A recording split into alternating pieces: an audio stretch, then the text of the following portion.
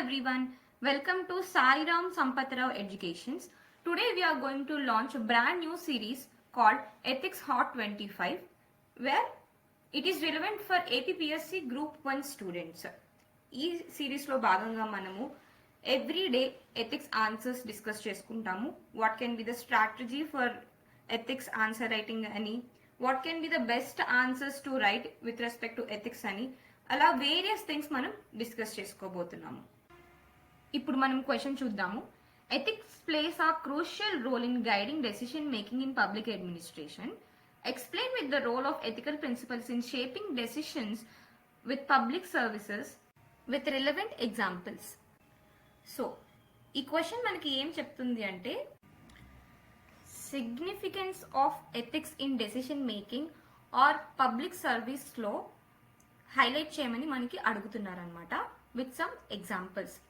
నా ఈ క్వశ్చన్ చాలా సింపుల్గా ఉంటుండొచ్చు చూడడానికి, but it depends on the way you decide to approach for this answer. మనం ఏ అప్రోచ్ తీసుకుంటామో దాన్ని బట్టి డిసైడ్ అయి ఉంటుంది ఆన్సర్ ఈజీయా కష్టమా అని చెప్పి. So there are two approaches to address this question, where simply we can highlight the significance of this ethical principles, and another unique approach can be we can take the real life example anamata. Why? Because from the ages manam answers ela rasamu ante question lo unna key terminologies ni highlight chesi define chesi rasamu.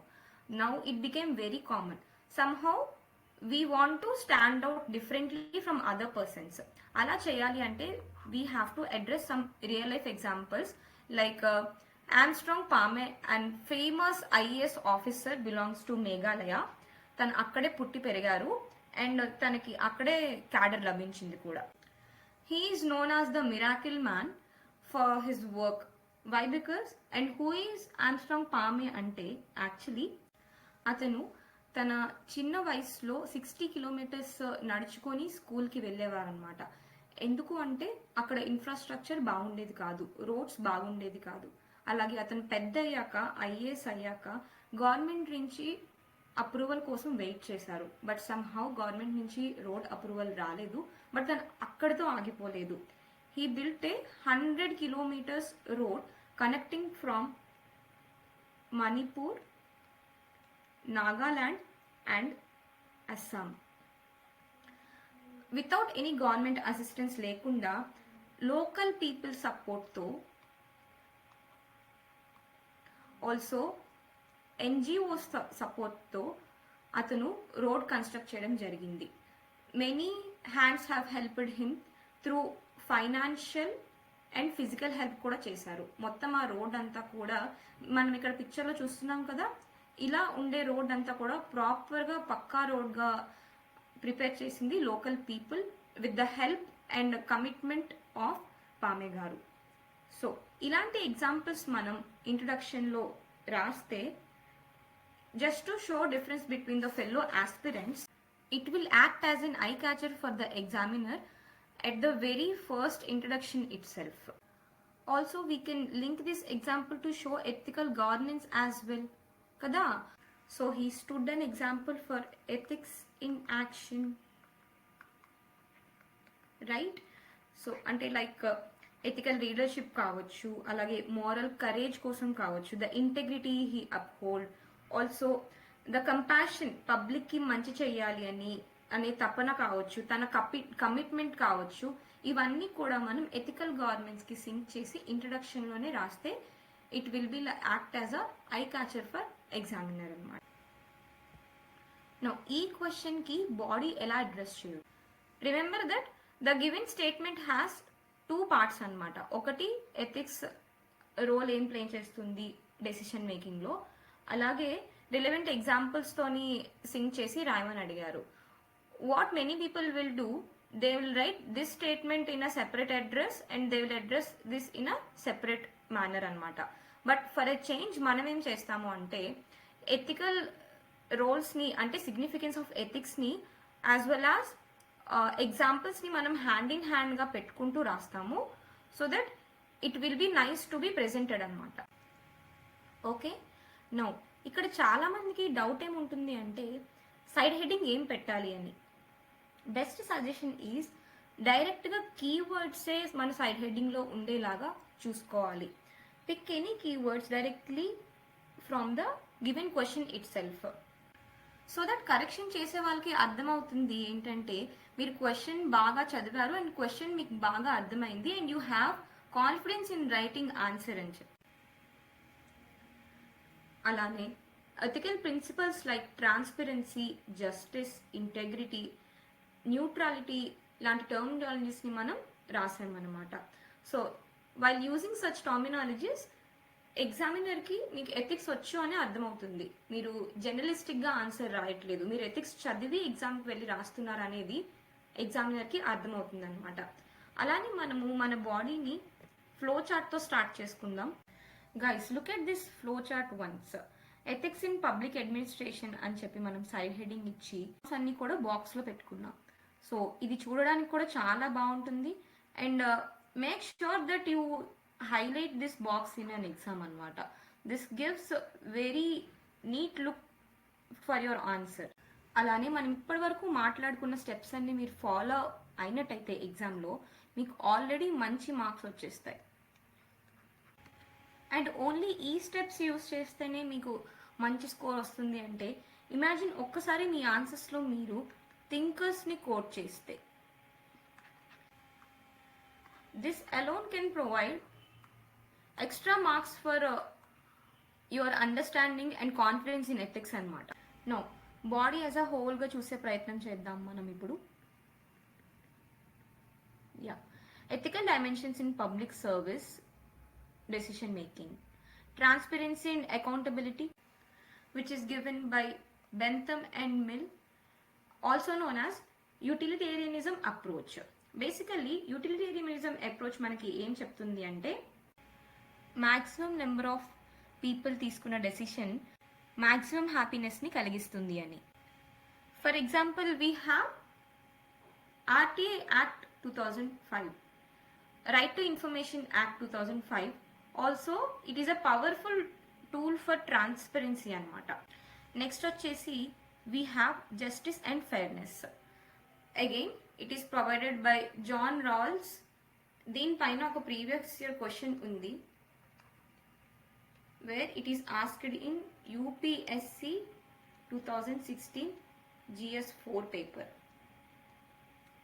So ఈ క్వశ్చన్ని మనం already కాంప్రహెన్సివ్గా చాలా డీటెయిల్గా cover చేయడం జరిగింది మన previous వీడియోస్లో under the అభ్యాసన initiative అనమాట. ఒక్కసారి మీరు దాన్ని చూసే ప్రయత్నం చేయండి సో దట్ మీకు కనెక్టింగ్ డాట్స్ ఎట్లా కనెక్ట్ చేయాలి ఒక సబ్జెక్ట్ నుంచి ఇంకొక సబ్జెక్ట్కి, అలాగే మనము ఎలా పీవైక్యూస్ని అనాలిసిస్ చేయడం వల్ల టాపిక్స్ అనేవి ఇయర్ బై ఇయర్ రిపీట్ అవుతూ ఉంటాయి అన్నమాట. మనం అది పీవైక్యూస్ అనాలిసిస్ వల్ల చాలా బాగా నేర్చుకుంటాము. ఒక్కసారి ఈ వీడియో చూసే ప్రయత్నం మీరు చేయండి. నో, జాన్ రాస్ తాలూకా ఉద్దేశం ఏంటి, అతను జస్టిస్ అండ్ ఫెయిర్నెస్ ద్వారా ఏం చెప్పాలనుకుంటున్నారు అంటే equal should be treated alike, which means very important term, equity. Equal should be treated alike. Equity అనగానే మనకి ఏం గుర్తుకు రావాలి, we should be connecting the term with ఎకానమీకి కనెక్ట్ చేసుకోవాలి మనం, అలాగే సోషల్ జస్టిస్కి కనెక్ట్ చేసుకోవాలి, అలాగే పాలిటీకి. ఇలా మనము డిఫరెంట్ టైప్ ఆఫ్ సబ్జెక్ట్స్కి కనెక్ట్ చేసుకున్నప్పుడే మన కాన్సెప్చువల్ క్లారిటీ పెరుగుతుంది, మనకి చాలా కాన్ఫిడెన్స్ వస్తుంది అనమాట. No, consider the aspect of Indian society and social justice. మనం ఇక్కడ వెల్ఫేర్ స్కీమ్స్ అనేవి చూస్తాము which can be act as example under this answer. అలాగే పాలిటీ పరంగా మనం తీసుకుంటే దేర్ ఆర్ ఆర్టికల్ 16 clause 4, అలానే article 15 clause 4. So basically what does article 16 and article 15 clause 4 talks about? They give special provision for some tribes and backward sections of society.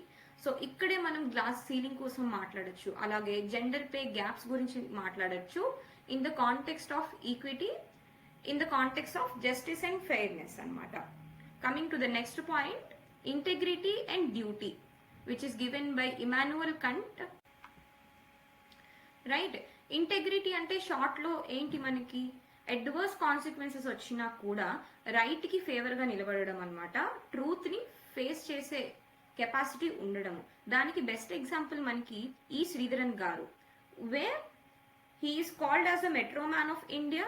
And 2001లో అతనికి Padma Shri award వచ్చింది. అలాగే 2008లో అతనికి పద్మ విభూషణ్ కూడా వచ్చింది అనమాట. బ్రాడ్లీ మన ఇండియన్ రైల్వేస్ కి అతను చాలా కాంట్రిబ్యూట్ చేశారు. ఫర్ ఎగ్జాంపుల్ కొంకన్ రైల్వేస్ కి, అలాగే ఢిల్లీ మెట్రోస్ కి, జైపూర్ మెట్రోస్ కి, ఈవెన్ కొచ్చిన్ మెట్రోస్ కి కూడా. ఆల్వేస్ ఈ శ్రీధరన్ గారు మనకి ఏం చెప్తారంటే public transportation improvement is the key to country's development అని చెప్తారు. And he is also known for commitment and time boundedness అనమాట. అతను ఎప్పుడు ఇన్ టైంలోనే వర్క్ చేయడానికి ఇష్టపడతారు. ఎంత కష్టమైనా పర్వాలేదు, పంక్చువాలిటీని మెయింటైన్ చేస్తారు, ప్రొఫెషనాలిటీని మెయింటైన్ చేస్తారు అనమాట. సో ఇలాంటి ఎగ్జాంపుల్స్ కనుక మన ఆన్సర్స్లో రాసుకుంటే it will be an I catcher for an examiner. మనం ఆల్రెడీ మాట్లాడుకున్నాము. And it will act as extra marker, like it will create an impact in our answers అనమాట. అలానే ఈ శ్రీధరన్ గారు తన ఎథికల్ ప్రిన్సిపల్స్ మీద అంత స్టబర్న్ గా ఉండబట్టే ఇవాళ ఢిల్లీలో more than 22 lakh passenger per day travel చేయగలుగుతున్నారు. Thanks to his integrity as well as thanks to him. Now there is another example given by Max Weber, where neutrality and professionalism. Neutrality, basically what he wants to say is one have to maintain objectivity while performing scientific research or while they are at work. Objectivity అంటే ఏంటి? Divide of feelings and biases at work place అనమాట. ఏదైనా మనం work చేస్తున్నప్పుడు అంటే మనం ప్రొఫెషనలిజంగా ఉంటున్నప్పుడు మన ఫీలింగ్స్కి కానీ మన వాల్యూస్ని కానీ అవుట్ సైడ్గా ఉండాలి. And we should be based on the facts అనమాట. Finally, with all the examples and key ethical principles, can't we connect the dots of justice? Can't we connect the dots of equality and idea of welfare state? Yes, we can. So this is the beauty of ethics in order to deliver good governance అనమాట. Basically ఫైనల్గా మనం good గవర్నెన్స్కి link చేస్తూ ఈ ethical ప్రిన్సిపల్స్ని represent చేయగలగాలి. Now moving forward to the conclusion part. Basically కన్క్లూజన్లో కూడా మనకి 2 parts ఉన్నాయి. Where we can highlight the ethics in decision making, అంటే సిగ్నిఫికెన్స్ని మనం ఓవరాల్గా హైలైట్ చేయొచ్చు. Also we can add quotation to the role of ethics. మనం ఒక కోట్తోని ఆన్సర్ని కన్క్లూడ్ చేయొచ్చు. And this will provide major impact to our answer అనమాట, where most of the people may not able to quote properly at the conclusion. Same కన్క్లూజన్లో మనం ఏదైనా famous personality name కూడా తీసుకోవచ్చు. వాళ్ళ ఇచ్చిన కొటేషన్ అయితే ఇంకా బాగుంటుంది. Like in matters of conscience the law of majority has no place, given by Mahatma Gandhi. అలానే మనము ఎథికల్ టర్మినాలజీస్ని యూజ్ చేయడానికి కూడా ట్రై చేయాలన్నమాట. లైక్ ఎంపతి కావచ్చు, అలాగే commitment, integrity, also conscience as we have mention here, also commitment. ఇలాంటి టర్మ్స్ అన్ని కూడా, ఎథికల్ టర్మ్స్ అన్ని కూడా మనం కన్క్లూజన్లో పెడితే ఒక బ్యూటిఫుల్ ఇంపాక్ట్ కలిగిస్తుంది ఎగ్జామినర్కి, which will fetch you extra marks in answer writing. ఫైనల్గా మనం సేఫ్గా కన్క్లూడ్ చేయొచ్చు ఏంటి అంటే, మనం సక్సెస్ఫుల్గా ప్రెజెంటేషన్ కోసం మాట్లాడుకున్నాం, అలానే స్ట్రక్చర్ గురించి మాట్లాడుకున్నాము, అండ్ ప్రాపర్ కంటెంట్ గురించి కూడా మనం మాట్లాడుకున్నాము. ఎప్పుడైనా ఈ 3 మిక్స్ చేస్తేనే మనకి బ్యూటిఫుల్ ఆన్సర్స్, అవుట్కమ్స్ అనేవి వస్తాయి అన్నమాట. And the mixture of these 3 is very very important in answer writing. For example, presentation and స్ట్రక్చర్లో మనం చూసుకుంటే మనం ఈ ఆన్సర్లో ఫేమస్ పర్సనాలిటీస్ కోసం డిస్కస్ చేసుకున్నాము. అలానే social thinkers very important in ethics, దానికోసం మనం డిస్కస్ చేసుకున్నాము. అలాగే మనం ఒక ఫ్లో చార్ట్ కూడా ఇంక్లూడ్ చేయడానికి ట్రై చేసాం అనమాట. అలానే మనం వేరియస్ ఎగ్జాంపుల్స్ ఇంక్లూడ్ చేసాము. సో ఇలాంటి ఎగ్జాంపుల్స్, సోషల్ థింకర్స్ని మనం కోట్ చేస్తూ ఉంటే, అలాగే కొటేషన్స్ కూడా యూజ్ చేస్తూ ఉంటే, we can stand out from remaining aspirants. Finally మీరేం చేస్తారు అంటే, with the help of this all the structure and presentation provided in this video, మీరు కూడా ఆన్సర్ రాయడానికి ట్రై చేయండి. And try to post it in our Telegram channel also. I hope you like this content. ఇంకొక అద్భుతమైన ఆన్సర్తో మనం మళ్ళీ కలుద్దాము.